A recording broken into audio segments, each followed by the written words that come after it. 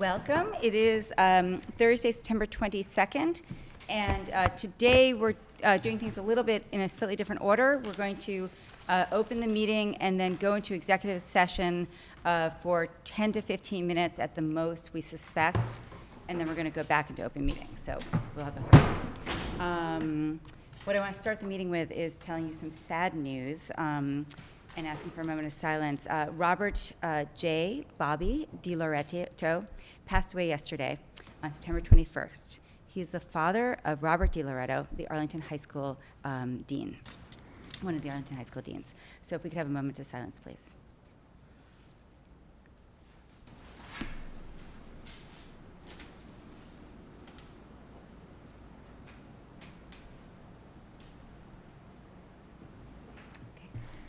I want to talk briefly about, we have some new art in the room.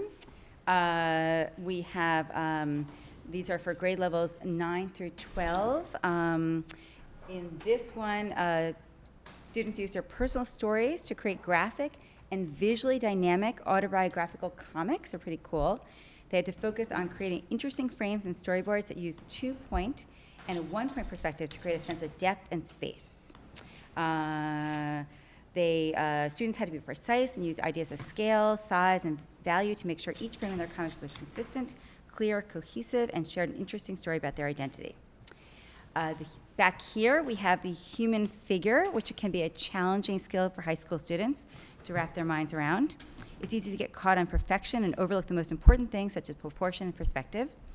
In this project, students experimented with several different drawing techniques, including gesture and contour to express the movement and form of the figure. And over here, we have digital photography. Arlington High School's digital photography courses give students an opportunity to learn a versatile media seen in all aspects of our daily life. In class, we like to think of photography not as about chance or snapshots of life, but as an exploration of the inner and out world of emotions, an exciting journey where hustle meets opportunity. The monochromatic paintings, those are over here, sorry. Monochromatic paintings are from the Studio Art 1 Foundations course. These paintings, done in the style of artist Mark Tanzi, explore the social political content of borders to global climate change. Another work from Studio Art 1 describes a sequence of visualizations from various musical styles experienced in class. Is that this one? Okay. Okay. I always like to see student artwork. It's pretty cool stuff. So now, I know we have a lot of people here today. We're unfortunately going into executive session, which means that we're going to have to ask everyone who's not part of the school committee and people up here to leave the room for a few minutes. We don't think it's going to be very long, so we hope to be back in about 10 minutes. We're going to make a motion. We have to make a motion. So can I have a motion to enter into executive session? So moved. Okay. So, For the purposes of? Sorry. You're right. I'm sorry. Sorry. You want me to read it? To conduct strategy session in preparation for negotiations with union and or non-union personnel or contract negotiations with union and or non-union in which if held in an open meeting may have a detrimental effect. To conduct strategy with respect to collective bargaining or litigation in which if held in an open meeting may have a detrimental effect. Collective bargaining may also be conducted. To discuss and approve Arlington Education Association Unit A, MOA, and on evaluation, and to approve the assistant superintendent's contract. That I know, so do, yeah. Okay. That's why I was like, got up and left. okay, vote to approve the following executive session minutes. Should I read these all? I do have to read them all? No. Just as listed, executive okay. session. Yeah. Okay. And to comply with the provisions of any general or special law or federal grant in aid requirements, general privacy. Thank you. So motion by Dr. Allison Ampe. Second. Seconded by Mr. Hayner. So let's go around the roll call. Yes. Okay? Aye. Yeah. Yes. Yes. And yes. So it's unanimous. Okay.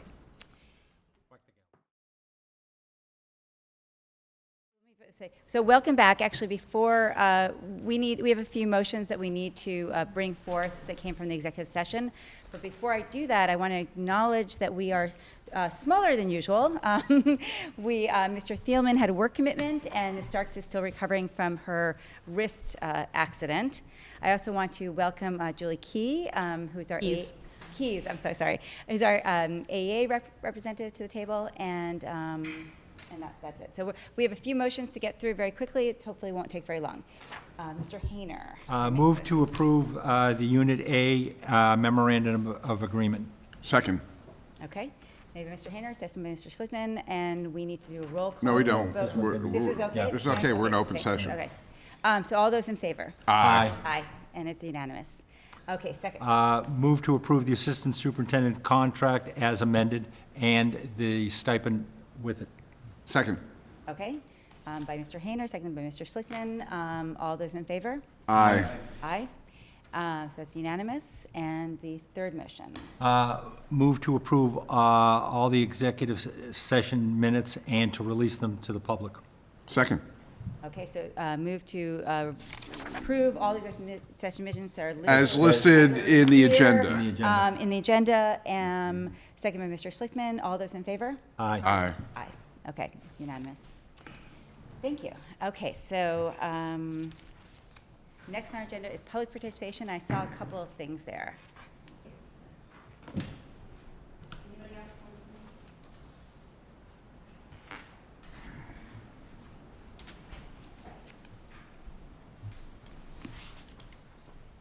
We have the pleasure to have a seventh grade middle school student with us today who asked me if he could come, and I said, of course. These are open, so welcome. So we have three people. Allison Goulder, please come up. Did I get that right? Oh, come up together. Great, thanks. Okay, good. And what, can you say both your names? Representing, I'm Allison Goulder, I'm Kate Radville. yeah, Okay, and we represent Aquatics for All Arlington, a new committee. I don't know if you were able to get the bullet points that we sent. yep. Just like to introduce ourselves. Great, Great. yeah. Thank you for having us. My name is Kate Radville. I'm an Arlington resident, a parent of 2 young children, an educator, and a lifelong swimmer. And again, we're here representing our newly formed committee, Aquatics for All Arlington. We recently formed with the specific goal of constructing an aquatics facility in Arlington.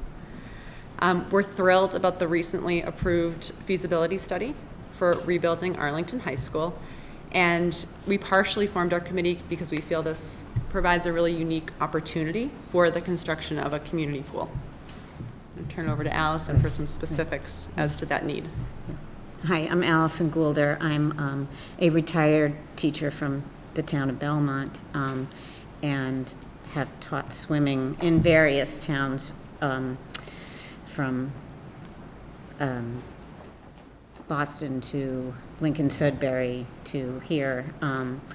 And we formed this committee, as Kate said, because we really feel there's a need for a community pool. The demographics of Arlington are changing, and we thought we would, because the feasibility study of the rebuilding of Arlington High School is getting underway, we would like to align ourselves with that committee to talk with them about including a community pool within the feasibility study, thinking that it would run separately, but it would be housed along with the high school, and it would serve the community.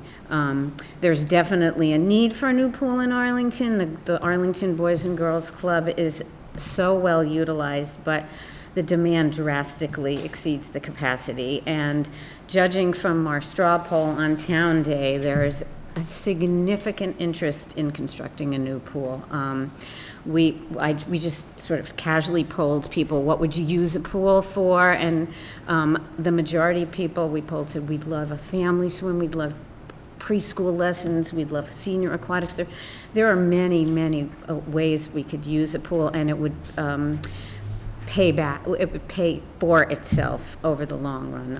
I've sat on boards before when my own kids went to Newton schools, and I was a member of the board of the West Suburban YMCA when they were building their pool, listening to architects saying, you know, these are money makers. We can make sure you get your money back. So we are here really to try to ensure that we get in touch with the building committee when it gets underway, so that we can talk with them.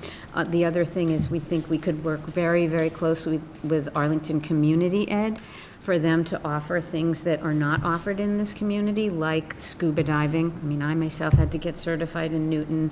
WSI, I had to go to Concord Carlisle. I mean, it would be nice to have it under one roof, so thank you very much for your Thank you. consideration. We have a 3-minute time limit, and I sort of grabbed my phone at the end.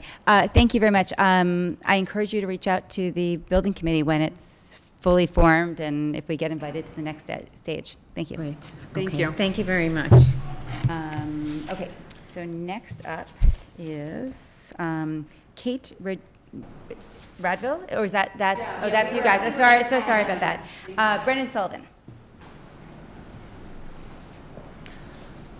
Good evening, Brendan Sullivan, 319 Lake Street. I'm a town meeting member, member of the school enrollment parent group, as well as father of 3 girls, 2 of which are at Hardy and 1 on her way next year. I have a statement of appreciation and some content concerns from other Hardy parents that was prepared in conjunction with other Hardy parents. So thank you all for the hard work you've done for Arlington students in supporting the school building projects at Thompson, Gibbs, and the high school, as well as Minuteman, which is fantastic. It's exciting to watch them get underway, and now it's time to talk about another school building project, in addition at Hardy, where my children go to school. I'm also speaking on behalf of many other Hardy parents who are at back to school night tonight.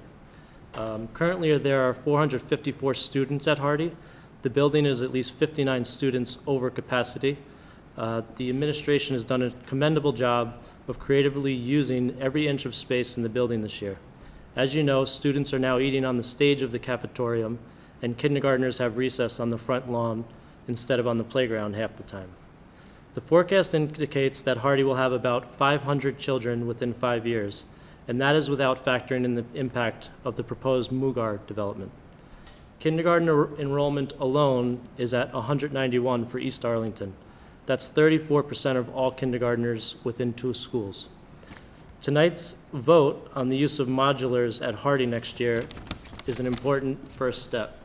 We will need them, but we also urge you to allocate money as soon as possible to do a study at Hardy similar to the studies that were done at Ottoson and Gibbs at a cost of about $25,000 each.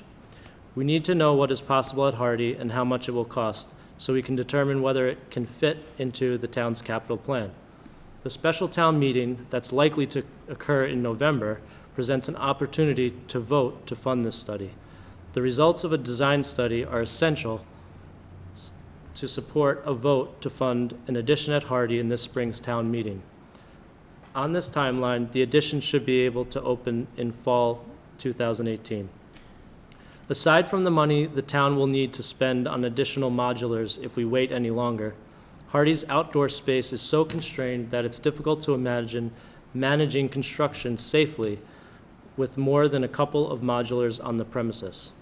The School Enrollment Task Force thoroughly examined all of the options for dealing with the growing number of students in Arlington, especially East Arlington. They, including some of you, concluded that the expansion was the best solution. It was true for Thompson, and it's true for Hardy. Please act now, and thank you very much, both for all the hard work so far and going forward. And I have to say, I really apologize, but I'm going to run back to try to meet the teachers. Oh, yeah. So, Go ahead. thank you very much, and I look forward to Great. watching the recording and all the other Great. people that have to speak. Thank you very much. Okay. So, not too far off of our schedule. Next, we have the Summer Fun and Enrichment Report. Jen Rothenberg, Allison Santonito, and Andrea Loeb. Would it be okay to just hand out some? Sure? Yeah? Yeah? Thank you.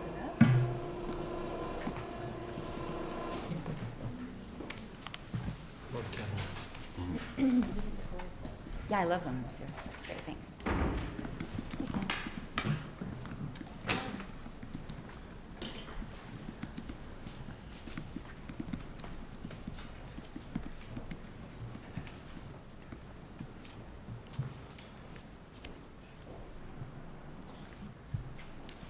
So actually, why don't you start by telling us what you guys do? Because I think lots and lots of people know, but probably there's some people who, Sure. you know, don't yet know sort of all the things that you guys do.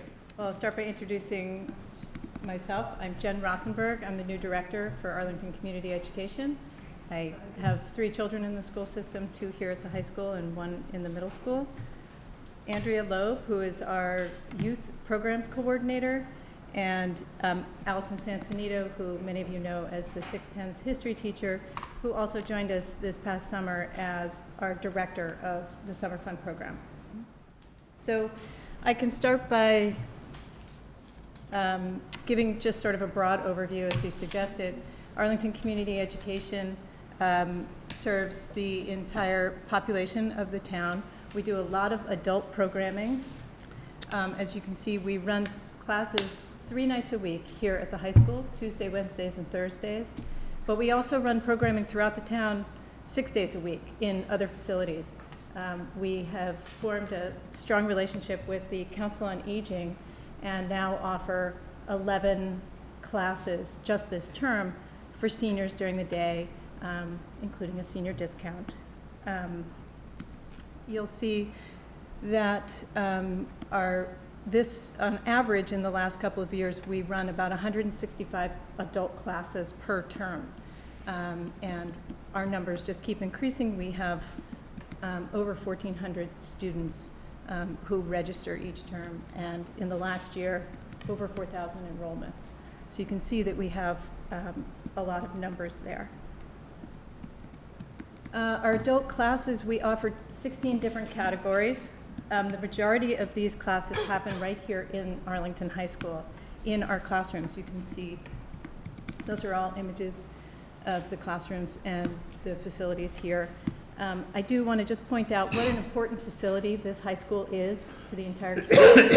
That it's no longer considered something that's used just 8 hours a day. It's really used 14, 15 hours a day. And I think that community education alone is bringing in hundreds of adults into the facility. And I think many of them have never even been in the building before. And I think now, I'd have to say they'd probably be pretty invested in the rebuild of the high school.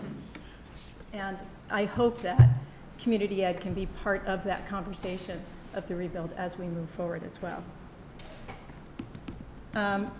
As you can see, we're also, one of our big goals in the last year is to try to improve the offerings to high school students.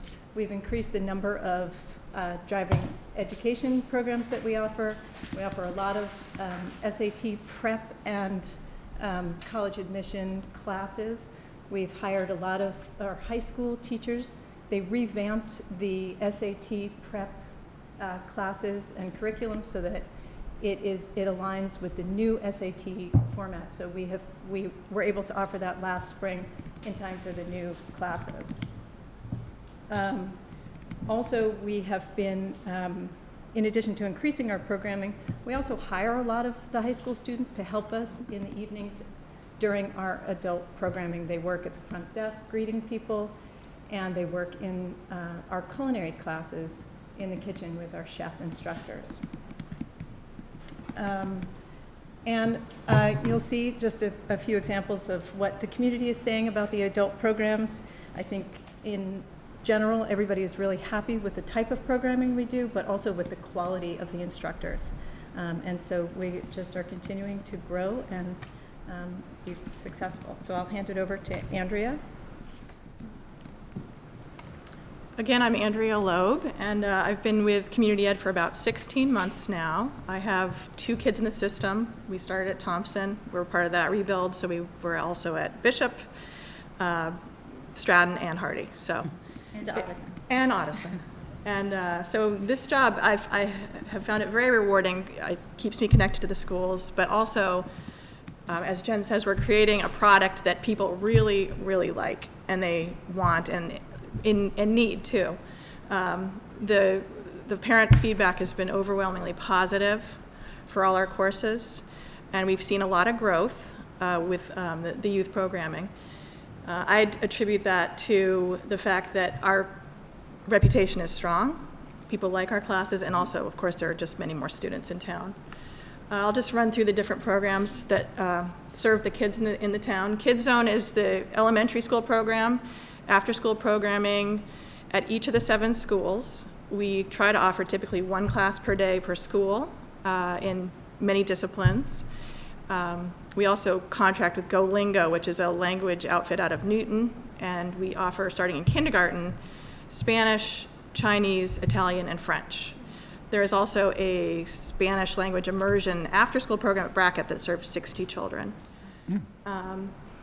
We enroll a lot of kids, and we also hire a lot of teachers, which is great. They like working for us. We pay well, and it serves us because we have a built-in staff and we can use their space. Space is, of course, always a challenge. We have such demand for classes, we could easily run multiple classes per day, but we've worked hard to build relationships with the schools and the after-school programs and the principals, and we really tread lightly when it comes to taking up too much space. So for now, that's what's going on. Teen Zone, Jen started this about 2 years ago with just a running program, and I'm proud of this. We're really expanding the programming at the Audison. It's a much harder sell than the elementary school kids. You know, they're busier after school, but we typically offer about 8 classes per term. These are some of the popular ones. And again, lots of staff like to do it. Like Alicia Serafini, one of our art teachers, does a clay workshop. Kembi's Vatan here at the high school always does a CAD program, and they sell. People like it. We're particularly proud of this, Our Whole Lives, that we worked hard to develop. It's a sex ed class that will go on for about 14 weeks. And we've partnered with the Fox Library. And once word got out about that, it sold very quickly, and we have a wait list. So, let's see. Always popular are wellness programs. Fit Girls is huge. This is a running program you're probably all familiar with, about 300 girls across town. But we kept hearing from the parents, what about our boys? What about our boys? So last year we piloted Boys in Motion at Dallin and Brackett. So it's very similar, it's modeled on Fit Girls. This year we've expanded to Bishop and Hardy. And again, just like Fit Girls, they'll all meet in November for a 5K that they'll run together. Yoga, we always try to offer morning PE at some schools, some terms. And then this year we're trying parkour, which sold out. That should be fun. That's a parkour up on the top. It's urban gymnastics. Last year, we launched Vacation Fun, again modeled on Summer Fun. We kept hearing from parents, and a lot of towns around the region do this. So we started with a 3-day program at Audison in February, and then we expanded to a 4-day program at the high school for April. And we got great feedback. I think we'll do better this year, so we're going to expand to a 4-day program for both, and we have to find a home, but we'll work on that. And then our biggest program, of course, is Summer Fun, and we were very smartly hired Allison last year to direct it. So over to you. So Summer Fun runs all summer. We expanded it this year to 7 weeks from 5 weeks in previous summers. So it really grew a lot this year. It was exciting to be part of it in the first year of kind of expanding it and building it out. Grades 1 through 9, we had 168 classes and over 2,000 students this summer. So if you came into Audison at any point in the summer, it would feel like a school. The hustle, the bustle, the volume, the parents.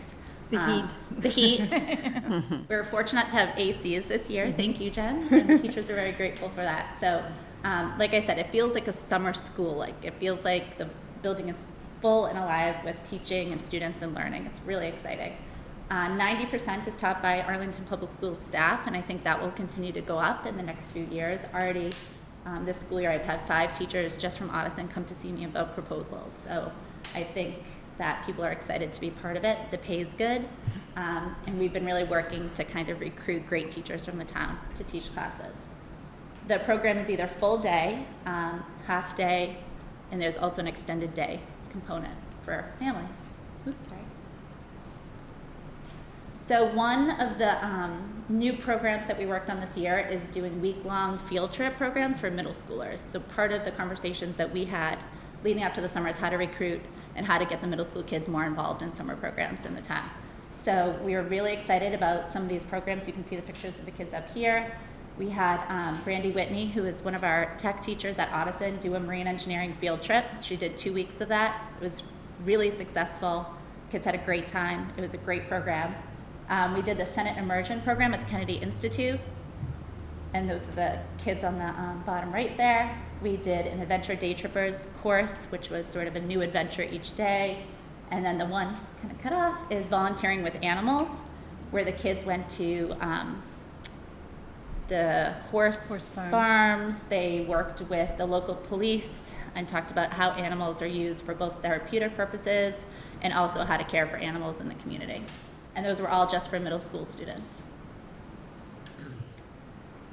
Many of you are familiar with this program that's part of the Summer Fun, which is the Insider's Guide. It's a 3-day program for entering 6th graders. There is a wait list every year. It is full.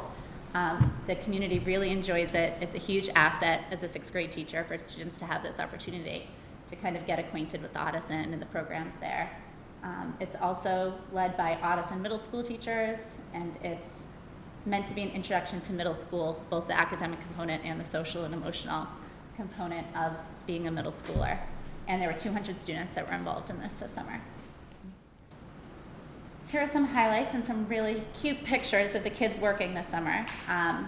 So some of the things we established this year that were different than previous years is we kind of redid the routines around the flow of parents and students, much like the conversations we have at Audison regarding checking in, traffic, and things like that to just make the facility really work for the program.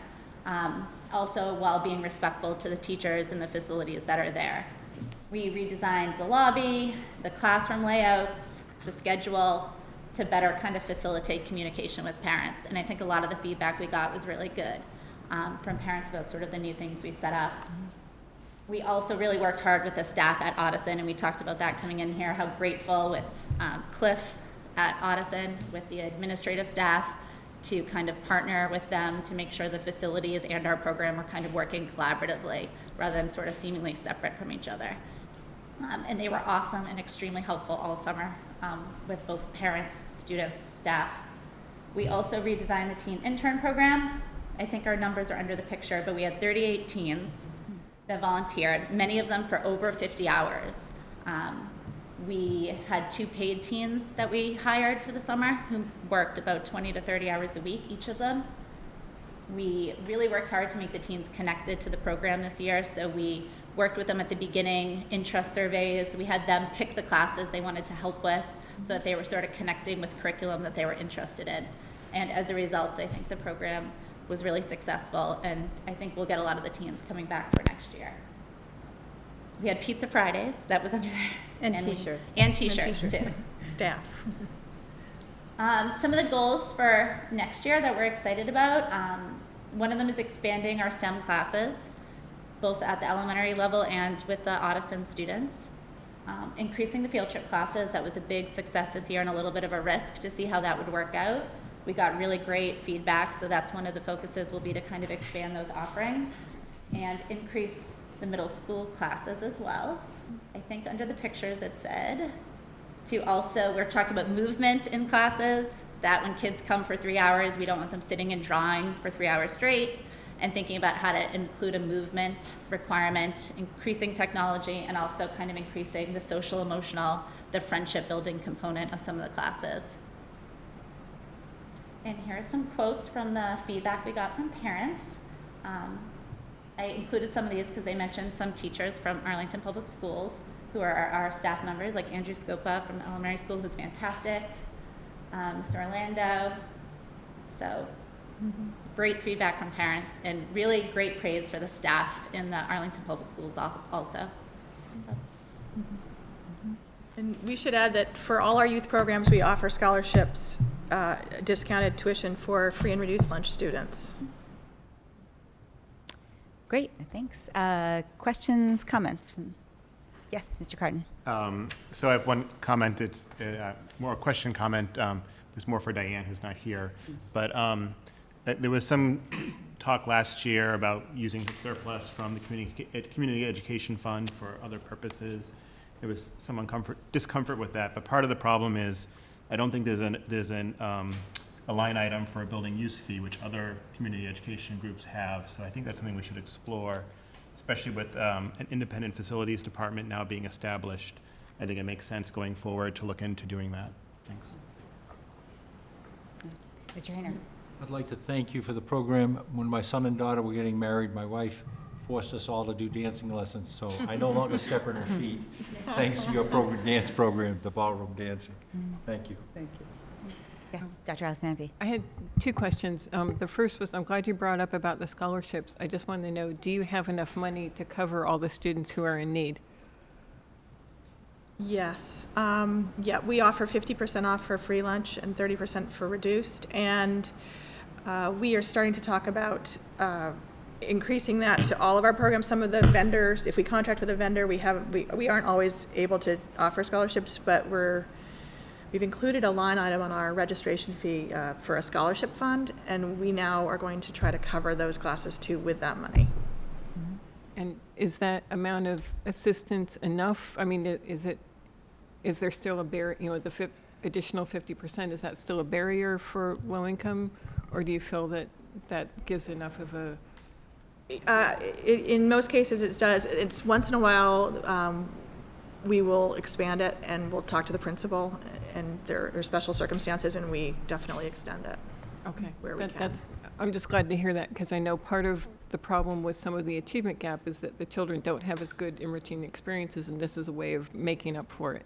And so I'm really glad to hear of that. And we do offer those opportunities, not just for the after-school programs, but also for the summer fun programs as well. And so we do try to extend that to all the families in need and help. We try not to turn anybody away. Great, thank you. Can I also just make a comment to Mr. Cardin's? Sure. I do want to say that there are other ways that community ed does give back to the school system. We are currently helping right now with to revamp the internship program, and we are paying for those expenses for the consultants out of pocket. We have helped with renovations in Old Hall. I mean, I think there are other ways that we do try to give back. We pay all custodial fees, and so I think it certainly that should also be part of the discussion as well.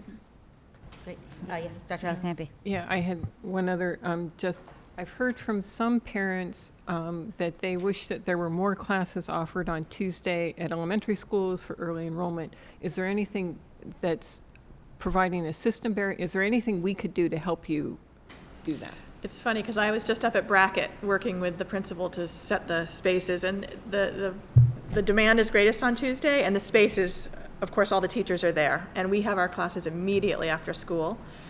So there are fewer spaces on Tuesday. So, but we are working hard to carve out space and have been trying to offer 2 classes on Tuesdays in some places.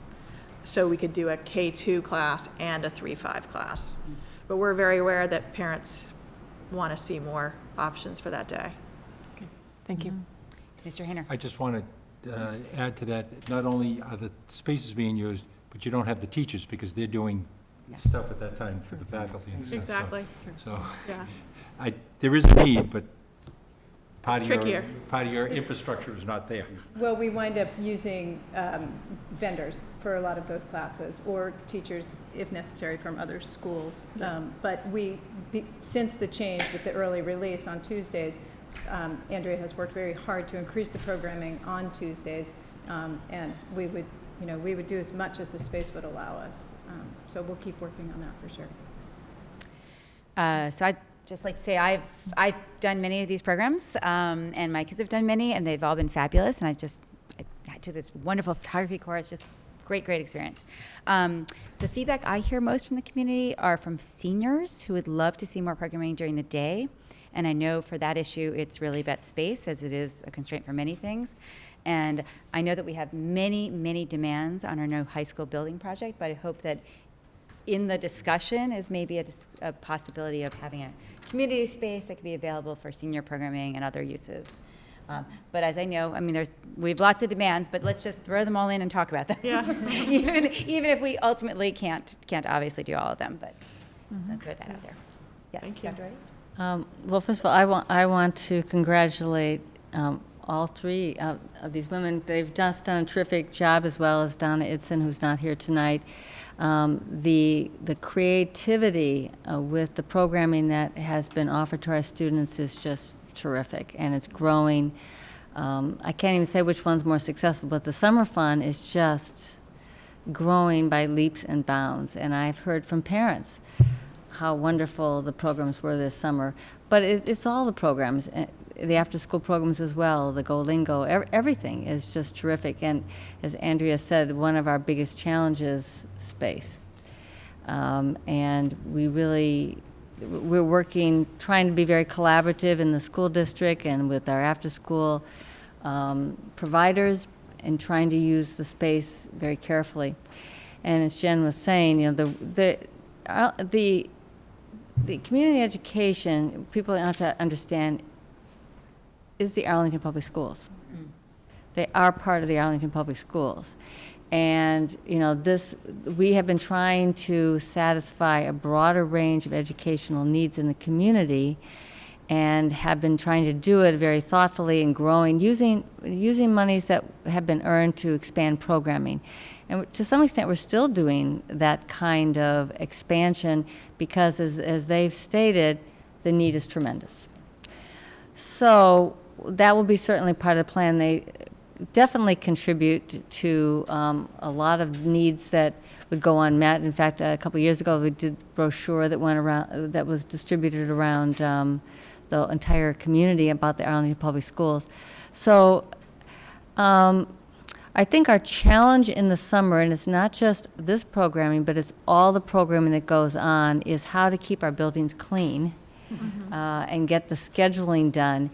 And so to that extent, we may need to have we're in discussions to how to best handle that in the summer. And I know that we'll be working closely with community ed to perhaps, we may need to do some, you know, funding on that, but, you know, we'll work this out.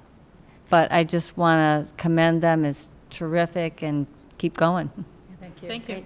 Thanks. Thank you. I just want to extend an invitation also, any Tuesday or Wednesday or Thursday evening that you're in the building, just pop down. I mean, it is such a vibrant community down there on the first floor. You'll see dancing and singing and art, and so just ukulele. stop in. Ukulele. So we'd love to see you. Thank you very Great. much. Thank you.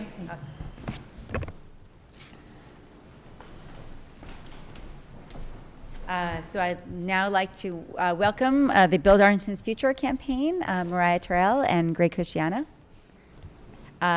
who have a gift for us, for our community. Why don't you introduce the campaign and tell us about the gift? Should we introduce ourselves? Oh, you already introduced us. Yes, please. Mariah Terrell. I was one of the co-chairs of the Build Arlington's Future campaign that ran this spring in preparation for the debt exclusion vote on June 14th. And I'm Greg Christiana, also worked on the campaign committee as well. And we have a prepared statement and a gift, or maybe gifts. Great. We're here tonight on behalf of the Build Arlington's Future campaign. This past spring, Arlington residents participated in the campaign by donating their time and their money. These donations enabled the campaign committee to reach thousands of Arlington voters, and in turn, the debt exclusion passed by a large margin. We're humbled by the outpouring of support, and we're excited about the foundation that this builds for our future school building projects, including the new high school. Thanks to the generosity of so many Arlington residents, we were left with some residual funds after the election. The campaign committee voted to donate these funds to the Library Media Center at the new 6th grade school. We felt strongly that our donors would want to see these funds support our schools. So Dr. Bodie and the school committee, on behalf of the Arlington's Future campaign and on behalf of our generous donors, we present to you tonight a check in the amount of $1,136. We're also donating a book about Arlington's history to start off the new school library collection. So thank you for your support and continued support to all the students. Thank you very much. Thank you very much. Thank you very much. I think that the kids who will be in that new building, hopefully in 2018, will be much appreciated. Okay, would you want to have a picture? You Oh, should have a sure, let's picture. do that. You have a picture with, Do you want to come up here? No, No, no, no. of you going over here Okay. and take a Oh, picture accepting it, of sure. of Okay. accepting the, all this. away from that. Do you need me, somebody have, somebody have your phone with you? I do. All right, sure. I can, and I don't know if it's how good it's gonna be. It's fine. Want to do it, Casey? I took all the school committee Want me to pictures with my iPhone. Yeah, do it. Go ahead. Casey's got one, Rob. Oh, all right. Thank you. I can try. You don't want that charter school thing in the back. Right? Can we close it off? Well, let's get up. Yeah, lights, you're gonna need lights.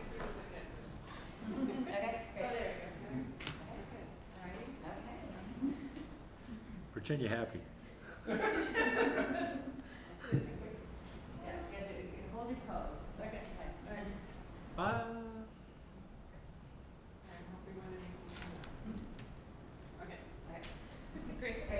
Thank you. So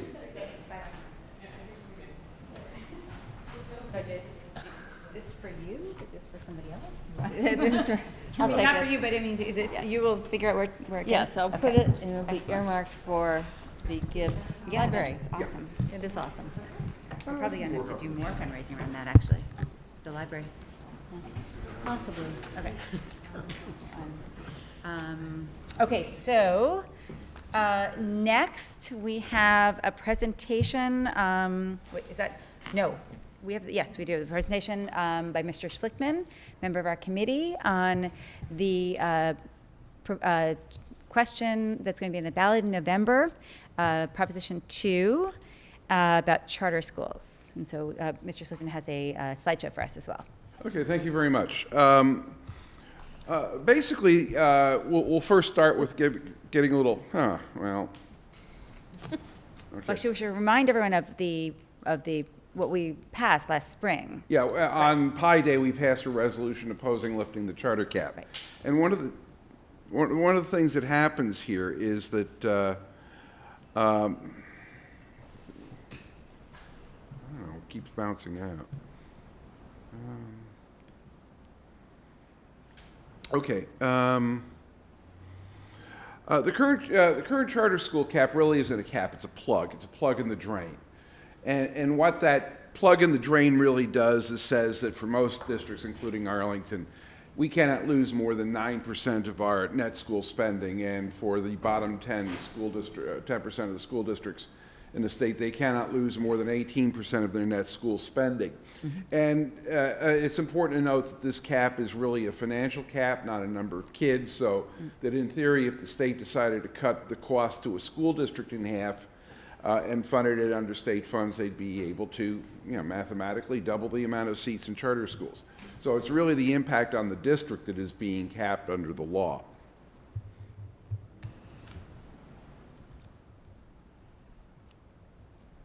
In this year, just to give some perspective, Massachusetts deflated the per pupil foundation budget by 0.02%. So the actual per pupil cost within the foundation budget went down. Yet in the same year, fiscal 2017, net district costs, the amount that districts have to pay after all reimbursements, went up 9.33%. So there's a squeeze under the existing conditions on charter schools. And seeing that I mentioned the term net school spending, which is sort of critical in understanding the cap, I'm going to go through a very brief analysis of how we do business, which is something that everybody in this room here knows well. Education reform sets up a foundation budget based on the number of students who were counted on October 1, so that when we do the count of students on October 1, 2016, that will set up the fiscal 18 budget. So that's the budget starting in July 1 of 2017. And for fiscal 16, and I'm using year-old numbers for a reason, all the subsequent calculations aren't in, so I don't have reliable fiscal 17 data yet. But for fiscal 16, our foundation budget was $50,290,000. And that's all done by category. A couple of these things are entitlements, or rather by formula, so that special ed is by formula. They don't count the number of special ed kids. They go and take the number of students you have overall and compute a formula based on that. Once they have a foundation budget, you calculate the required district contribution is what the town can afford under the formula, and the rest is filled in with Chapter 70 funds. Now, that's really not sufficient. I mean, it's been estimated that the Chapter 70 is underfunded by about $1 billion and by the Foundation Budget Review Commission, but you'll see why it matters now. We can't do everything we want to do or everything that was initially conceived under ed reform in 1993, and we're spending at 131.9% of foundation in fiscal 16, which is common for most cities and towns. Most cities and towns spend above or considerably above foundation. And if you take a look at our trends since the implementation of education reform, you can see at bottom blue group of bars is the Chapter 70 aid. The rest of it is our required contribution and our contribution above the minimums. And the one number that really hasn't moved a lot is that blue one. So yeah, we did spend 131.9% of foundation for fiscal 16, but if you take a look at where we spent that, under the original foundation budget, we're spending over 500 times the foundation budget for out-of-district sped, because that part is so underestimated. 526%. And then for in-district sped, any sped services we're providing within district, the number we're spending is about 240%, or 2.5 times what the foundation budget says a district would need to spend in order to fulfill those needs. So as a result, when you take the special ed out, we're really only about 106% of foundation for everything else we do. So that when we talk about our per pupil cost, that includes our special education students, we're coming up around $12,400, and our charter school garnishment under the current formulas for fiscal 16 came out to $12,393. So a lot of very high sped costs that charter schools never see, particularly the out-of-district, are not here. Also, in terms of charter school funding, it is an entitlement. It is in no way subject to appropriation. The legislature doesn't appropriate to charter schools. They appropriate to us.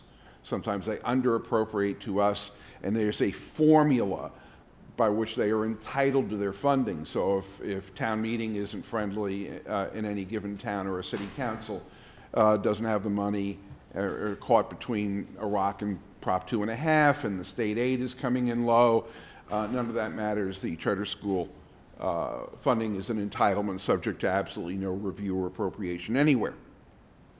Now, there is a reimbursement in theory, and the reimbursement works like this. In the first year of your reimbursement, you get 100% of any new charter school costs, and for years 2 through 6 going out, it's 25%.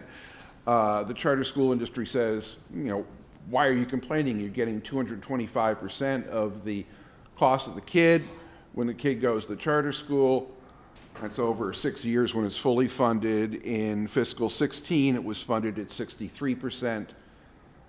Subject to the appropriation legislature, they estimate this is going to come in at about 50% this year.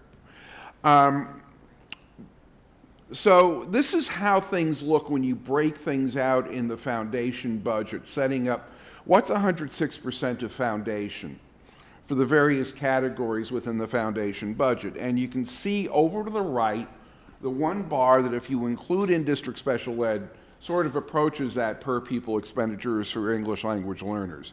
For the rest, even if you include all the in-district special ed costs attached to it, all the in-district special ed students in the district, our cost for educating a student dollar for dollar is considerably less than what a charter school garnishment would be. Now, for fiscal 16, our charter garnishment for 8 students was $99,141. And that comes straight out of our Chapter 70 aid. Under the current cap of 9% of net school spending, which is everything we spend on schools, the cap was $5.9 million. If we hit the cap of 9% of net school spending, that would be almost $6 million. $5.96 million would be the cap on revenues we'd lose if we hit the cap. And if the cap was lifted, if we had 865 students going out of district to a charter school, we would exhaust our Chapter 70 funds. And any money after that has to come out of general municipal aid. I want to point to Natick. Natick is very similar to us. They're a little wealthier. They've got a couple of shopping malls that we don't have. But in terms of the size of the district, they're very similar. 5 elementary, 2 middle, and 1 high. They're configured a little differently. They've got, 70 more kids than we do. We get a little more Chapter 70 aid because they're a little wealthier, but in many ways we're very similar. So if something bad is happening to Natick financially, the same thing can happen to us. And what's happening in Natick is they have 39 students going to charter schools in Framingham and Marlborough. There is not a charter school in Natick, so they're going out of town to go to charter schools. They're losing 39 kids. They're also losing $435,000. No reimbursement. Their reimbursement is expired at a per pupil cost of $11,165. Now, last week there was a debate on WBUR rather, and Marty Walls, who's the former chair of the House Education Committee, who is now a senior advisor to Democrats for Education Reform and a spokesperson for the pro-charter group, said the state has sent approximately $1 billion back to school districts to help ease the transition when students go to charter schools to help them readjust. What we're seeing is that some districts are not making the adjustment they need to make do their enrollment. So again, remember, Natick is losing 39 students and losing $435,000, and we come up with a question that any school committee would have to puzzle over, is how do you adjust for a $435,421 loss of revenue when 39 students leave a system of 8 schools with 13 grade levels? I mean, even if they were all in 2 classrooms, you'd lose 2 teachers, so that the amount lost to Natick for 39 students is far in excess of the savings they have. And remember, this is the current law and the current situation. Marty Walls also said, and charter schools were created in 1993 specifically to give families a choice because they needed to get out of their failing district schools. And so the idea here is to get away from the locally controlled schools in some instances for charters, because local control has led to far too many children not being well educated by district schools. In other words, she basically wants us out of business. Just to refresh everybody's memory, to folks who weren't paying real close attention to the Education Reform Act as it was being enacted in 1993, the Globe had a couple of stories about it, and there were a lot of things that were major points of this. One of them, under the Education Reform Law, co-sponsored by Roosevelt and signed by Weld on June 18th, the state committed itself to a $1.3 billion increase in state spending on schools by the year of 2000. This came right in the heels of the McDuffie decision, which declared that we were underfunding our schools, mostly in low-income cities with poor-performing school systems, in order to ensure that every school in the state could spend at least $5,550 per student annually by then. So the finding was that in many of the poorer communities, they were not adequately funding the schools, the state was not adequately providing aid, and that was the real impetus of the Ed Reform Act. The second point that they said was the law also requires students to meet new standards, it's the new mass frameworks, student assessment test, they called for MCAS. It replaced teacher tenure, made it easier to dismiss poorly performing teachers, and removed us from the hiring and firing process. Before 1993, the school committee, anytime somebody was hired or fired, would have to take a vote. Buried in the bottom of the article was, oh, by the way, there are a couple other things, including charter schools, which are innovative schools given public money but run by groups of teachers, parents, universities, or museums, limited to 25 with no more than 5 in Boston, and may not enroll more than about 6,500 students. Now, the caps have been raised a lot, because every year the charter school folks want more. The funding has tilted more to their end since the initial passage of the law, and a lot of the purpose has changed. Now, the law, the question 2 that's being proposed, this is the wording exactly from the Secretary of the Commonwealth. It states that the law will approve up to 12 new charter schools and can expand charter school enrollment by up to 1% of the total statewide public school enrollment, which is 9,534 students each year, and will exempt any of these 12 schools from existing limits on the number of charters, the number of students enrolled in them, and the amount of the local school district spending allocated to them. Blows the doors off of anything that resembles a cap for 12 charter schools. And 1% of the current statewide enrollment is $95.34. The average charter tuition is $12,675, which means the potential impact in the first year of 12 new charter schools going to the max would be over $120 million. That's the impact of the law. A little more history here. There are 2 graphs here. The top one is the annual change in Chapter 70 aid. Over the past couple of years, it's been around 2.5%. And the bottom chart is the annual change in the charter tuition, which is the amount being charged back to the school districts that run charter schools. And you can see over the past 3 years, it's been around 10%, even more in a few other years. Without question 2, this is sort of the trend in charter schools. And because the payments are going up about 10% each year, you can see this little upward slide. It's compounded interest. 10% every year, you're going to get some real money. The little green stuff on the top, that little itty-bitty green thing that doesn't seem to change very much, that's the charter reimbursement. Everything in blue is being paid out of local funds. What happens when you add those 12 new charters under the law? I don't know if they're going to add any more reimbursements, but that's what happens when you add the $120 million. Now, how does this apply to Arlington? In one way, you take a look at 2 interesting numbers and match them up. One number is $6,993, which is the median single-family tax bill in fiscal 16. And the other one is $12,393, which was a charter school tuition. So if one person goes up to, takes their kid and brings them over to charter school, they're just taking $12,393 out of the municipal budget, bringing it to them to the charter school, which is more than double what they're paying in property taxes if they've got the median house in town.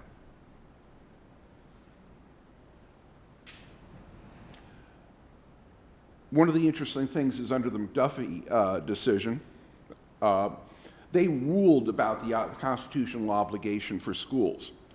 And the duty to cherish the interests of literature and the sciences in all seminaries of them, especially public schools and grammar schools in the towns, is an obligation to support and nurture these interests in institutions. So the constitutional obligation is for us to fund and provide the schools, not to provide funding for people to take a check and go elsewhere.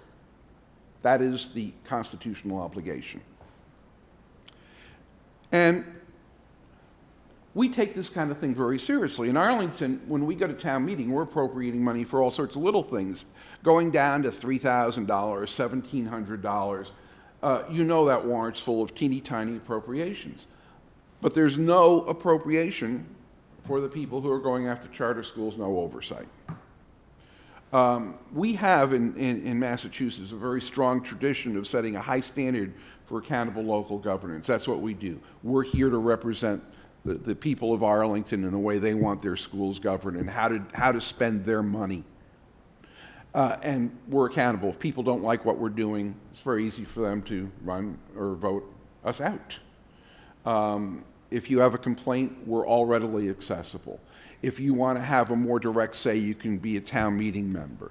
There are lots of ways you can have control over what's going on. We just had a vote on Tuesday funding our vocational district. There's so many places where we have control over our money as a town and have an accountability structure where the FinCom and town meeting and volunteers can look at things. None of this happens for charter schools. One could be put here without our approval, over our objections, and it doesn't even have to be here. If one went in 3 blocks over the line in Somerville, it could have the same effect as if it was within our community. So basically speaking, it's a problem the way it is. It will make things very, very much worse if Proposition 2 is enacted, and I think that this committee saw the wisdom in that when they voted the resolution not to lift the cap on March 14th. Great. Thank you. Thank you. Yes, questions and comments? Mr. Hayner. Just a comment. One of the things I find very, very insulting are the ads that are coming out in support of question number 2. I just saw a recent one. The proponent is claiming to be a public school teacher and claiming that this will be good for public education. That is just a bold-faced lie. Tonight, very in-depth, the amount of money that will come away from public education. If people want this, if the Commissioner of Education and the Secretary, Commissioner Chester, and the Secretary of Education, Mr. Pizer, want this, get the funding from it from the state. Don't hurt the local people. We're struggling right now to provide an exemplary education on the backs of the teachers that spend their own personal money when we're not able to give them everything. And I commend them for that. It's just not appropriate, and it's that much more money taken away from public education. Anyone else? I just want to say that I was at Town Day, and I was at the booth for a little bit, as Mr. Schlickman was, and I said it was really rewarding because here is something where as soon as you explain what's going on, everyone gets it. So it's one of these things where it's just an information campaign. We just have to spread the information. And I have had, and it's not necessarily about whether you think that some charter schools do a good job or not. That's not our question. It's about this bill. And I've had people who are even charter school proponents say, that's just not a good bill. You know, I want to see it increase, but I want the legislature to do it. I want a better approach, not this bill.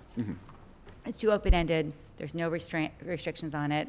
They can open anywhere, 12 schools in perpetuity. It's just a bad bill, yeah, or bad law, proposition rather. Okay, thank you very much for that information.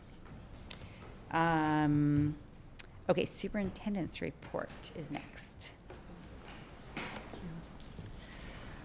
Well, first, I want to talk about enrollment, which is always of great interest to the schools. But before I even do that, I do want to acknowledge the press release that was sent out yesterday in response to a recent incident at Odison.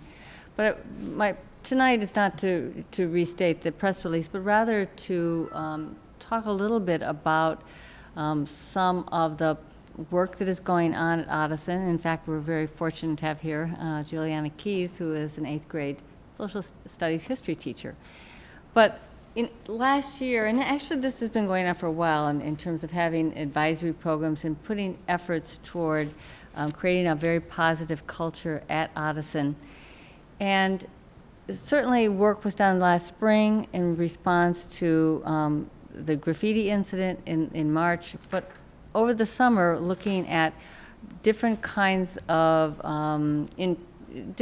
programming that would be offered and themes this year at Odison. And One of them, for the first couple of months, is an effort to talk about, it's actually called the Inside Out Project. It's a global project. I wanted to share with you the slides that were presented during advisory, and I don't know if Juliana would like to make some comments after I speak. Would you mind bringing the PowerPoint? Thanks. Do you want to? So advisory is a time that at Addison, as well as at the high school, where students meet in a smaller group with a faculty member, and there are themes that are discussed during advisories, but the general idea of advisories is to create together opportunities for students to talk together and to work together to providing a very positive culture in the building. In this particular project, the Addison Inside Out, This Is Who We Are, is it was started by an international artist, JR, who created this Inside Out project. You can go to the next theme. So the artist asked communities around the world to take black and white photos, and portraits, I should say, and paste them on exterior space in their community to make a statement in the form of public artwork to share their message with the rest of the world that essentially, we value everyone. I don't know what happened to the picture on this one.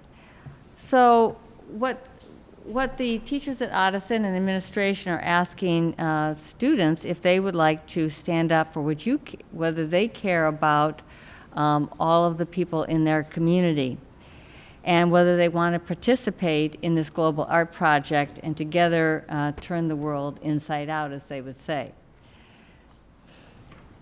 So here are some of the examples around the world. Can you go back to the last one? Oh, yeah, that one right here. This is an image in Italy celebrating the multi-ethnic cohesion in their community. And again, these are just portraits of people that live in the community.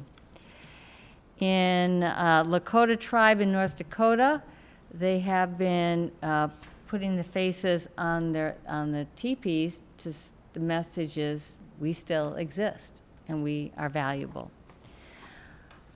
In Germany, they're documenting the struggles of the LGBT community, again with photos. So the request was that Addison, to students and faculty, they want to take part in this global art project as a way to respond to the harmful messaging that has occurred last year, as well as the spoken messages that happened more recently. So the goal is to use this project as a way to create a connected community built on respect and equality for all. We want to change the way that Addison is viewed by showing who we are and that we are a unified community. So they're asking, we need just help to make this happen, and they've given the students different ways that they can. And from what I understand, this was just resounding enthusiasm for this project at the school. Yeah, in fact, some kids were really upset that they were, I think, having meetings on Wednesday and Thursday this week, and they're like, but I can't go those days. So I don't know if they're expanding it or what's going to happen, but yeah, I mean, our kids are upset, and we can try to tell them there's one or two bad apples, don't let it spoil. But when things happen over and over again, it starts to seem like it's more than one or two people. So the kids want to do something. And this was started by our art teachers and the QSA leadership, the peer leaders last year. It was really, catchy word, but organic. Like, it came together from both the students and the faculty. And I'm so glad we're able to follow through on it. Because when I first heard about it last year, I was like, that would be amazing. Like, we have this building with all these big blank spaces. Like, let's put ourselves out there. So I'm really excited that this is going through. Yeah. Mr. Hayner, Do question? you have the infrastructure to make the pictures and stuff? They do it. Oh, the project. The Inside Out project prints them.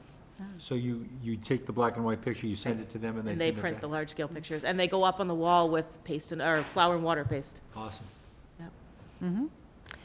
Right, and the idea is to have the school covered with this really by the end of October, is that? I'm not sure on the If it's timeline. going to happen quite that soon. I don't, I Right. just don't know what it is. I don't want to speak to it, but. So I think it's important for the community to understand the work that is being led by the administration and faculty at Odison to create this sense of community and to really welcome all the students as part of a community of learners there. So I applaud them for the work that they're doing and offered whatever support that we can to make this be a successful project. So when this happens, and it is going to happen, Yeah. we'll certainly invite all of you, and hopefully we'll have some kind of a community showing as well of this project. And then there's other things in the works for planning after that. So this is not, you used a great word, organic. You know, to do an assembly or to do, this is not the way to approach this. It's something that is ongoing, positive, involves kids doing things, and that's the direction that the school is going. So thanks to all of you. Well, let me come back to enrollment. Because we have more students coming all the time, and that's a good thing. You received the latest numbers today, and I want to clarify something in terms of, you looked at the kindergarten numbers appearing that they've gone down, but what's happened in this one, and I think we need to go back to some kind of consistent format, is that in previous charts that you've had through the month, what was done is that students in SLC programs were put into their grade level classes because there's always some level of inclusion. Now that we actually have class sizes, they were pulled out and put into a summary number. So we're going to adjust that. So the actual number for kindergarten is, I think it's still 558 or 557. It's still up there as a high number. The one thing that does happen as we get into the school year, as I mentioned before, is that we find students that have left the district and parents haven't told us they're leaving. And so we spend September sort of adjusting to those changes, as well as you need to know we're still having registrations quite a bit. I got one yesterday. Yeah, I know, and I've heard this from principals. We're having registrations almost every day that's going on. So I think what is helpful to look at too is where we are with the overall number for the school district and comparing it to where we were roughly the October 1 numbers last year. And we are up over 4%. And that's district-wide in terms of the changes. But I think when I explain to people that Arlington is a growing community, actually all I really need to say is all of our high school classes are between 300 and 350 students, and our incoming kindergarten is 558, and that shows you right there where we are in terms of this.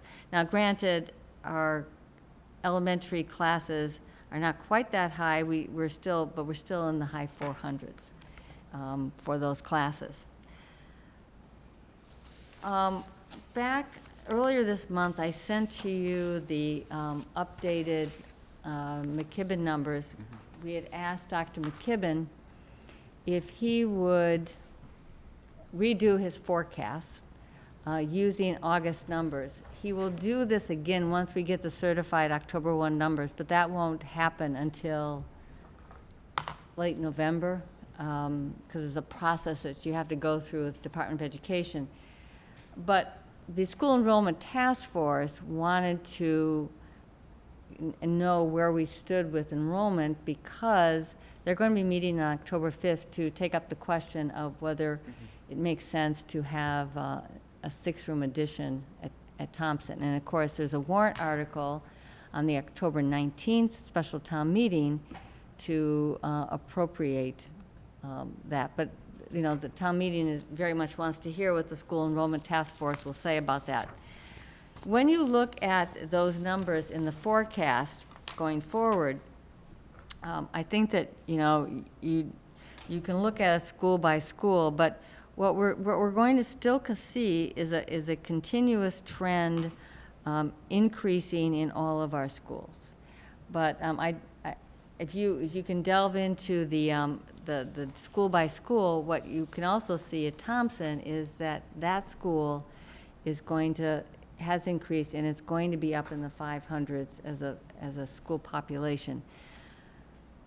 I will put those numbers, the McKibben report, out on the website tomorrow for anybody who wants to start looking at those. I've sent them to the School Enrollment Task Force today, in fact, so that they have plenty of time to look at them, as well as our earlier September chart, which really hasn't changed much. We're still at roughly the same percentage increase as we were then, maybe a little bit further down. So that's where we are. Mr. Hayner has a question. The gentleman that spoke tonight about, for us to consider starting the process for Hardy, is there any thought be dealing with this at this town meeting, as he suggested? I think it'll probably be more at the Springtown meeting. And then the issue is modular classrooms, what would be potentially necessary next year. We don't know what's going to happen with the Mugar project. One, we don't know whether it's going to happen, and two, if it does happen, what the impact will be on the schools. So Right. that's a little of a variable there. But the School Enrollment Task Force and, of course, the school committee has all acknowledged that this is an issue at Hardy. It is not something that is not going to be addressed. But I think that it's very possible that the short-term solution for Hardy is going to be modular classrooms. The question is, when and how many? Well, just the McKibben, look back and forth, our current numbers and looking at McKibben, with like 1 or 2 plus or minus for Hardy alone. And Mugar, I can't project in the future where Mugar is going to be, but we need to be able to plan for the potential issues that are coming there. We're right on target on Thompson and Hardy with the McKibben, the existing McKibben numbers, not even going with the new numbers coming up. I don't want to get caught. I don't want us to get caught short. If part of the plan is to look forward in the spring, then that's fine. We're looking, and that's important. Well, we are looking at modulars for Odison, and we've actually hired somebody to do an analysis for us in terms of how much, which is the best way to acquire these modular classrooms. But I have to say that the administration at the middle school has been really looking very carefully at what is the minimum number that we might need. And from their point of view, if it was possible to go a year without the modulars, knowing that we would be moving, that would be their preference, just because parking is such an issue up there. Because modular classrooms take up a fair amount of space. But we're looking very carefully at that, and we'll have a recommendation very soon. Mr. Carden. Okay, 2 separate things. So I'll start with Odison, since we were just talking about that. So I'm going to have 2 kids at Odison that year, so I'm directly affected by this. But the projected number of increase in students is only 42 students. So I think we need to think, it's not just the parking issue, but the cost. I mean, those modulars at Thompson are $400,000 for 1 year. So we think we need to think very carefully about whether we can do something else, some short-term construction or something else that both saves the money and gets us through that year and doesn't waste the $400,000. So I'm glad that they're carefully considering that. But the time frame is very, very tight, because October 5th is when it has to be presented to the enrollment task force in time for the October 19th town Right. meeting. On the Hardy, I do feel we're slipping a little bit because the spring will be too late to get modulars in place for next year. We've heard that from Ruthie Bennett and from anybody else. So, it's not on the agenda for the town meeting, unfortunately, but we need to look very quickly about what we can do there next year. There is one class right now that's 76 students, betting on that staying that low and getting them into 3 classes instead of 4. Is that going to be the plan? Is music going to travel? What is going to be the plan for next fall? I think we need to sort that out pretty quickly, because if there is a need for modulars for next fall, that has to happen very quickly by November. It can't wait till the spring. And then we do need to start thinking about long-term plans for there. Do we put modulars in until MUGAR is decided? Do we move forward for a construction project? Because we know for certain they're short three classrooms. They don't have room for 4 classrooms at every grade level. They're short 3 classes. So are we going to do modulars? Do we justify an addition?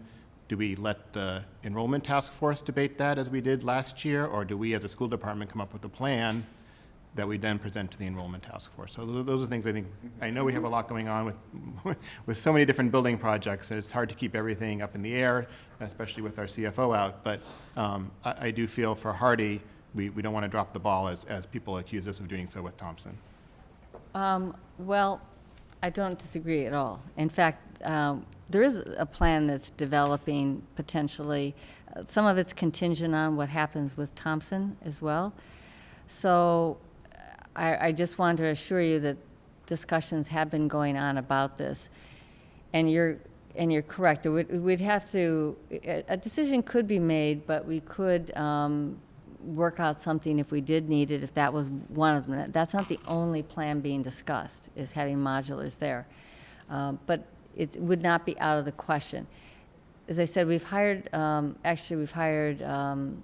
someone from NV5 to take a look at this issue in terms of what are some of our best options. And in fact, the work that they're going to be doing has long-term benefits in terms of the high school, because we certainly are going to need modulars there as well. And what they're looking at, besides the whole issue of lease or buy, is whether we actually purchase modulars from a company and have a separate installer, and you buy the modulars from a company in Georgia or Florida. So we're looking at those possibilities rather than using even companies here, because our experience has been that our experience wasn't that positive with the Stratton modulars. Yes, Mr. Amy. The study you just mentioned, where are we getting the money for that? For what? The The consultant, study? I believe? The consulting. The consultant. It's coming out of the school budget. It's not a large amount of money. Okay, I mean, I'd just like to know about these things ahead of time. I'm sure they're going to pass, but it's fait accompli when we hear about it. I'd like to hear it in the planning part of it. If you feel there's a need for us to do it, that's part of our responsibility. That's all I'm asking in the future. We have a very limited amount of money that's in an account for facilities, because we've given a lot of that money over to the facilities department, in fact, the vast majority of it, but there's enough to cover this. I'm not questioning that we have the money. I'm just saying one of our areas is the fiduciary responsibility. I think we need to be made aware that it's your intent to spend this money prior to doing it. That's all I'm asking. So may I ask just also that conversation gets continued in a facilities subcommittee meeting at some point. I think that's the time to sort of start hearing more specifics about the plans. Mr. Thielman is not here, but I'll communicate that to him, that I think that makes sense to start having those discussions. Mr. Rayner.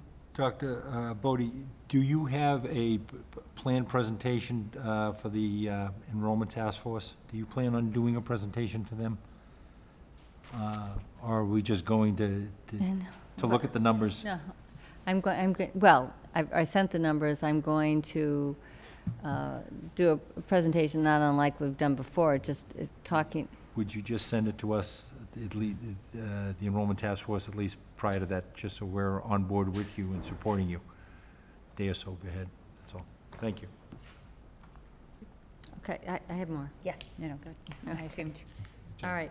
Well, Oh, we I'm want- sorry, Mr. Cardin has one more thing, I'm sorry. One more Yes. quick thing is that you saw from Mr. Sullivan's presentation that the Hardy community is thinking something else is happening, that they are getting modulars. So I do think that I would talk with the Communication. principal to make sure she's updating the community on this planning process that you're going through, and that there'll be more information coming out, but there is no current plan right now to go to town meeting to get modulars for Hardy. Because they think there is a plan to do that. If I may, some of the discussion of the Permanent Town Building Committee, when modulus comes up and where they're located, there's been discussion about what Dr. Bodie said about repurposing them and stuff, so that may be where they're coming from on that aspect of it. But I think it is important that it's made clear to them. I agree with you. Okay. I think you can go. Okay. Yeah. All right, we wanted to have an update every committee meeting about the building projects. Well, we've touched on a couple here. Stratton is going well. There's, other than one little item that we're working on to correct, it's fine. The building project, they came to Permanent Town Building Committee the other night, Mr. Hayner's on that committee, and reported that construction was at 40%. It did seem a little high, but They're checking it, but, so. but it's still definitely on time, and there is no doubt about, at least the contractor has no doubt about completing it so that we can be there in September. And I serve on the color committee, and that committee has met again, looking at things. Thompson, we talked about that. That's going well. Everything is working in the modular. That's important, and it seems to have be working just fine. The Gibbs project is the one that is taking up a considerable amount of time right now because, in terms of the timeline, the architects need to be able to begin the designing of the space by the end of the month. And so one of the things, so there needed to be a kickoff, but that kickoff meeting with the architects didn't even happen until about 2 weeks ago. And we needed to plan a time to involve the teachers at Gibbs, about Gibbs, and also to involve curriculum leaders, and then next week we're going to talk about parents. So what our situation is with Gibbs, as you know, last year, we first of all made a very important decision as to whether we were going to take the school back, and then the next important decision, what kind of a school it was going to be. And the teachers at Odison were very much involved in that process of thinking it through. At the time, HMFH created a floor plan for the project. That is called a fit diagram. So in other words, we laid out all the educational needs for the 6th grade, and the task was to see if you can fit it into that building with the design number for 500 students, and we could. So now we're at the point where we know we can do it. So now the question is, how's best to think about it? That was an exercise in making sure it could happen. So we wanted to engage all stakeholders around the educational plan and what it could look like, keeping in mind that there are definite constraints. There's the building itself, there is the budget, but, knowing that those are constraints, what can we do? So the only time we really could meet with the Odison teachers, we fortunately had an early release day on the 20th for another purpose, but we were able to come to an agreement how to use that day. And we had, this was just Tuesday, and we had I would say about 35 teachers there. We had a lot of teachers, and it wasn't just 6th grade teachers at all. In fact, Ms. Keys was there as well. And the Feingold Alexander, which is the designer firm, the architectural firm, has an educational planner who runs these workshops to talk about your priorities, your educational priorities.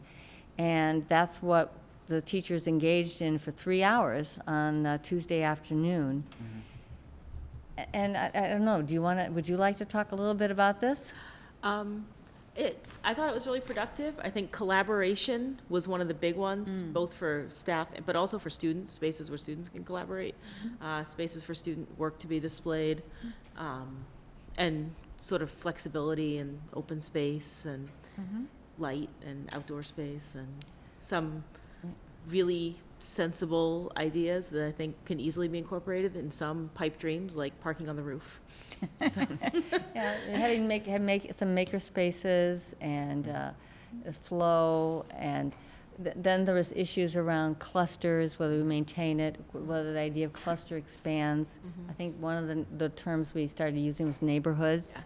The idea is that the middle school concept is to keep a small group within a larger school, and everyone wanted to maintain that concept. Now, how that might look could vary a little bit as well. In fact, one issue came up both with teachers as well as curriculum leaders, is that a lot of our specialist teachers in the current way we organize clusters don't feel part of the cluster system, and they're not as engaged as they would like to be. So that was some thought there too. But breakout spaces is an important feature. I don't want to say 2 minutes because we're going to actually meet with the parents to see what some of their priorities would be next week. But and I apologize. We had 1 week, and we had to. There's a curriculum open houses at the elementary schools next week. And unfortunately, we have conflict there, but it's also when the educational planner could be with us. So I'm going to invite Thompson parents, which is the night it hits, to be able to share an email to me any comments they would have. But this isn't the last time that this will, parents and... Tell us when and where? The when and where is Tuesday night at Odison Cafeteria from 6:30 to 8:30. And I'm going to send out a reminder again. I sent one out to parents last week, and we'll do so again this week, just to make sure that people know. And we're doing it in the cafeteria because one of the things that the curriculum planner did was show potential designs, which I thought was really interesting. So we'll show those to parents as well. High school, changing gears here. We're moving along with we're just moving along and getting all the reports done, and I expect that probably in the next couple of weeks we'll be invited to come in for an enrollment meeting, and we'll let you know when that's going to be. Mr. Cardin has something. Just a point on the Odison, because I can't make the meeting next week. One of the things I heard, when I was running for the seat, was people were concerned about space dictating class size. And that happened at Dallin and happened at some other school at Thompson that one year. So as we look at the Gibbs and we find a kindergarten class of 558 students, likely going to be a 6th grade class of 540 students, we don't want to have to squeeze that into 4 clusters if that's all there is there. So as you think about that, I don't know how wed we are to the cluster space or whether there's some other way to do that, but we don't want to, I heard clearly from the parents, they don't want space constraints dictating class sizes of 30 or more.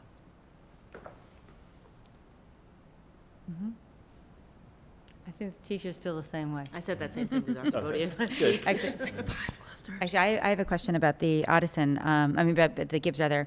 What's the next sort of public information session after this?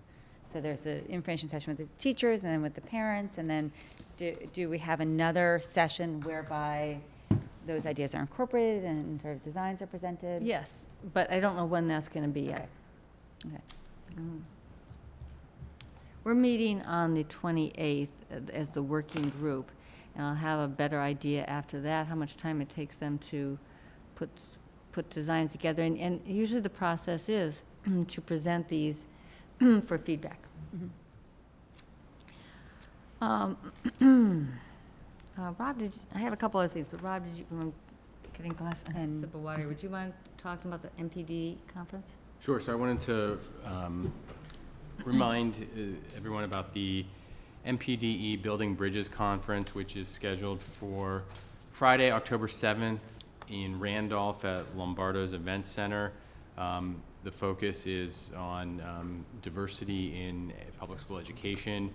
The featured presenter is Claude Steele, who is the author of Whistling Vivaldi, which is a book that our administrators are reading, and he's also a Vice Chancellor and Provost at University of California, Berkeley.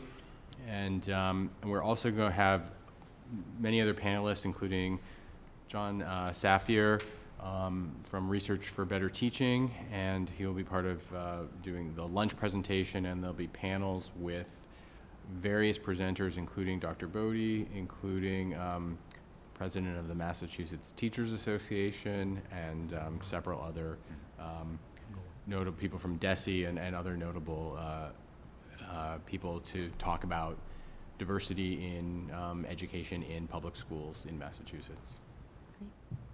It should be a great event. It's Friday, October 7th, again at starting at 9 o'clock in Randolph. Okay. And And there is a fee. It is a fee to attend. I believe I don't have it in front of me actually. 175. 175. Okay. And I know that Mr. Hayner will be out there. Mr. Hayner will be there. Several of our administrators in the district will be there. Great. I think Dr. Bodie's 3 of us. Great, awesome. Ms. Elmer has something. Yes, I just wanted 2 announcements. The CPAC next Tuesday morning is going to have a meet and greet with our special ed administrators. We do this annually at the Thompson Elementary School, and it's Tuesday morning from 8:45 to 9:45. We did have our first meeting of the year last week, and just to follow up on an announcement from that, one of the concerns that were surfaced was for families whose students have 504, Section 504 plans, communication, where to find information. In response to that, we did create an additional page on the website, the school district website, so they can find a link directly from the website for information specifically about 504 plans. And the other announcement I wanted to make was that we are offering a second cohort is going to start the Leslie class, Helping Traumatized Children Learn. We ran it last year, and it's a graduate level class. And we are starting a second cohort next Thursday. And then when that's complete, we'll be able to offer the second course, so that we'll have 2 groups who now can go into the second course. Again, it's being funded largely by a grant that Leslie gets, but we have close to 20 teachers who are going to be participating in this, so we'll have over 40 people, you know, in the district in a short period of time who. Are they getting just PDPs or grad credits? No, it's as well? graduate credits. Thank you. Okay. You had a brochure at your table from the Arlington Substance Abuse Coalition, and just to inform you about the range of programming they have. There is a parent forum. This is sort of a combination of the Substance Abuse Commission committee and also our wellness committee here in the district. There's a parent forum. I don't normally, talk about parent forums that come up. They are on our website and they are advertised. But this one, I think parents might want to know about, and that is, it is the myths of substance abuse. And it is at 7 o'clock at Addison Middle on the 28th. That's next Wednesday. And the last thing I'll just mention is that, like the middle school, the high school teachers wrote messages for students to read, and they are in the media center. Actually, I think there might be now out of the media center. That if you're here sometime, just stop by. They're still up. But the Addison teachers did that, their hopes for the year, and they were just, I read some of them last meeting, they were just really lovely, and they were all very similar to that. So students can see how much their teachers really want to have them there and what they're looking forward to for the year. So that's my report. Awesome. Thanks. Okay, so on to consent agenda. All items listed with an asterisk are considered to be routine and will be enacted in one motion. There will be no separate discussion of these items unless a member of the committee so requests, in which event the item will be considered in its normal sequence. Approval of warrant number 17041, dated September 8th, 16. Total warrant amount $151,856.47. Approval of minutes, regular school committee minutes, September 8th, 2016. Move. Okay, motion by Mr. Hayner. Second. Seconded by Mr. Schlickman. All those in favor? Aye. Aye, and it's unanimous. Great. We're going to subcommittee and liaison reports. I just wanted to encourage people to take another glance at where you are liaisoned to, and make sure that you have an opportunity to connect with the organization or the school at some point. I know that, say, if you're a liaison to a school, they don't necessarily want you there at every PTO meeting, but they do want to see you every once in a while. So it's good to sort of make a connection to them and tell them that you're their liaison and ask them if they want you to come in or something like that. So I encourage you to do that. So let's go down to the subcommittee reports. Budget, Ms. Allison Ampe, Dr. Allison Ampe. Budget, we need to schedule a meeting to set up the budget calendar. Great. Community relations, Ms. Starks is not here. I don't think there's a meeting scheduled yet. District accountability, curriculum, instruction, and assessment. I know we talked about setting up a meeting. We're going to set up a meeting between now and the next full committee meeting. They'll send out a doodle hopefully tomorrow. Okay, great. Facilities, Mr. Thielman is not here, unless anyone else wants to speak to the meetings where the chair isn't here, if you know anything about them. Policy and procedures, Mr. Hayner. The Policy and Procedures Committee will be meeting on October 6th at 5:30 in this room. We will be addressing the school committee's responsibility in formulating policy or policies in response to the recent audit, and we will then, God willing, we have enough time, to discuss a list of policies for reviewing throughout the year as the committee does on its regular basis. Great.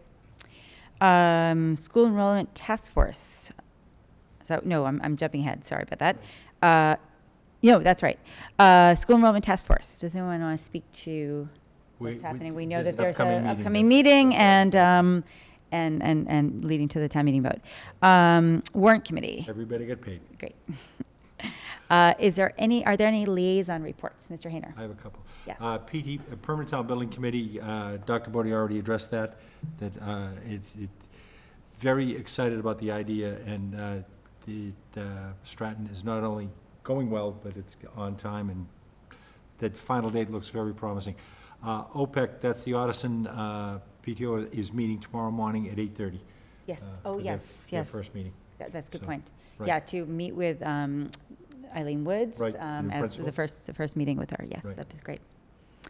Anything else? Any announcements? Is another liaison or announcement? No, announcement. Announcements, Mr. Hayner. Well, first, it's a request. I would like to attend the Metco Directors Conference on December 2nd, 2016, and would invite any other members to go. I know where it is. I can find the place this year.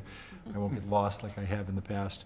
But I think I need a vote from you folks because it's an expenditure. Okay, so this is on December 2nd, 2016. December 2nd, 2016. It's a Friday. Friday. Do you know the amount of the expenditure? Is it, do we have a? Is it two? I think $2? I think it's less than, 200, okay. no, it's less than $200. I know that. Okay. You want to make it not to exceed, that's fine.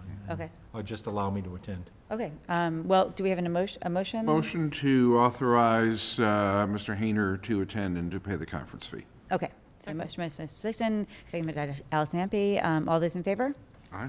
Aye, and aye, unanimous. Can I have another announcement? Yes, and Mr. Hayner. I would like to announce the Arlington Historical Society at the Jason Russell House at 5:30 to 8:30 p.m. on Friday, September 30th. We'll be having a fundraising event, inviting you to view the Connecting Threads exhibit, display of a new Wynn family collection, and enjoy light refreshments and participate in a silent auction.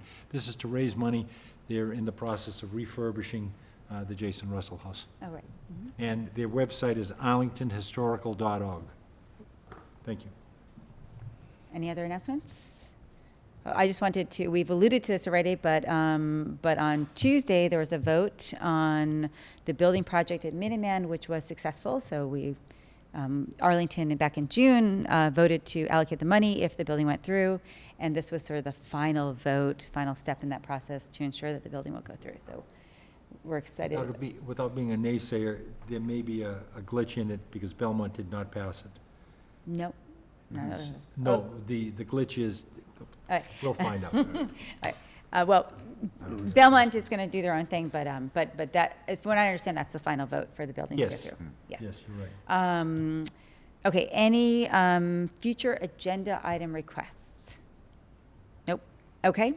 I have something about, so I met with Sharon Grossman a couple weeks ago. She is a member of the Arlington Commission on Human Rights, to follow up an idea that we actually had last spring, to sort of get together with them and form a small committee for a few times to talk about how we want to handle as future incidents that might arise that are hateful in some way, targeted at some group.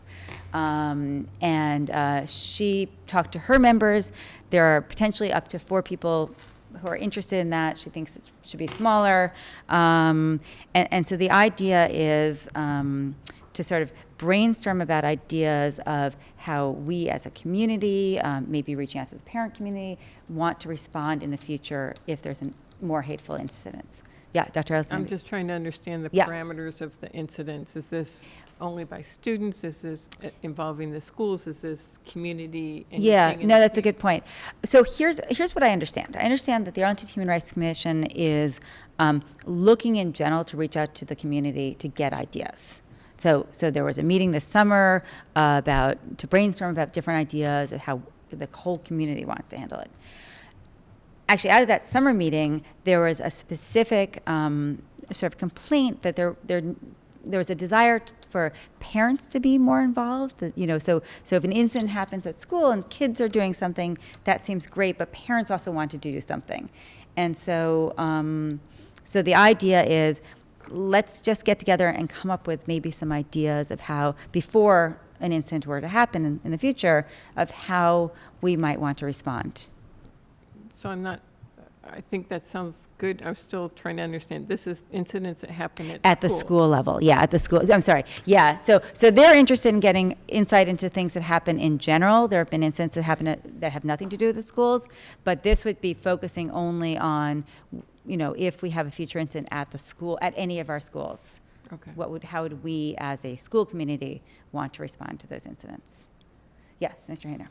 I think the concept is good, but under the existing restrictions of a school committee and things of that nature, unless the superintendent is present at all these, the actual ability to do these things belongs to the superintendent and the administration, not the school committee, beyond policies that we set. If the idea is to recommend policies to the school committee, I think, I don't want to waste anybody's time in this.